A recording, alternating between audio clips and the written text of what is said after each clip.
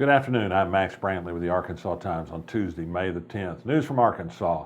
Eldridge, the Democratic candidate for United States Senate, is continuing to use Donald Trump's words as a cudgel against John Boozman, the incumbent Republican senator that Eldridge is challenging in the fall.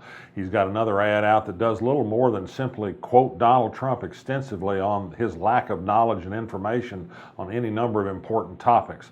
Eldridge says it's time for Boozman to speak up. Boozman has avoided the press on this issue, has avoided talking publicly about Donald Trump, except to say that he supports him, which Eldridge thinks is a mark against him. We'll keep following that to see if John Boozman changes his mind.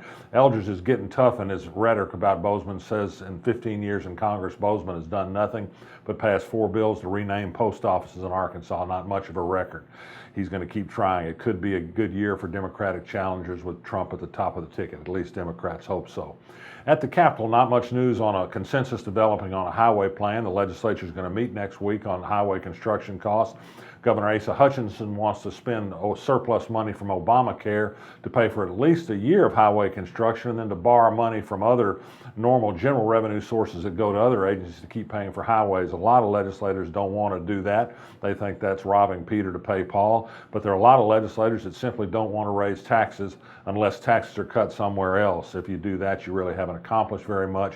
Joe Jett's plan to put a small portion of the state sales tax on fuel sales seems to be the best idea. It would require only a simple majority vote, but good ideas sometimes go unnoticed in the Republican legislature in Arkansas. Justin Staten, a 15-year-old in Conway, pleaded guilty today in a plea bargain to the double slaying of Robert and Patricia Cogdell. They were essentially his grandparents, adoptive. They had custody of him. He and 3 others were charged with the double murder. He pleaded guilty this morning. He'll get 35 years in prison. The other 3 still await trial. May 17th, 7 p.m., First United Methodist Church. Mark that date down in your calendar if you're among those people that still aren't happy about the 10 to 12 lane widening of Interstate 30 through downtown Little Rock. There's still planners with better ideas for parks and boulevards through the city of Little Rock. The power brokers, beginning with the Arkansas Highway and Transportation Department, aren't much in mind to think of these kinds of things, but I think it's good to talk about, particularly if there's a lawsuit that slows down the Highway Department's plan and they're forced to think about some better ideas about highway planning than just building more lanes of freeway.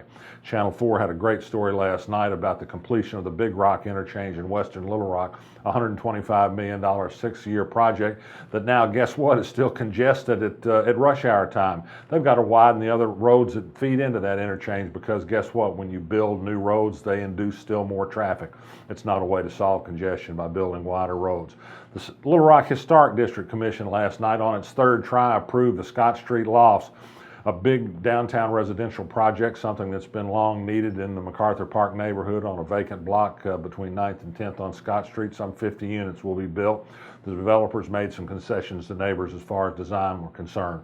The Texas Eagle, the Amtrak passenger train, derailed in a minor derailment in Hot Spring County this morning on its way to Texas. Nobody hurt. One car is going to have to be removed from the train because it lost contact with the tracks.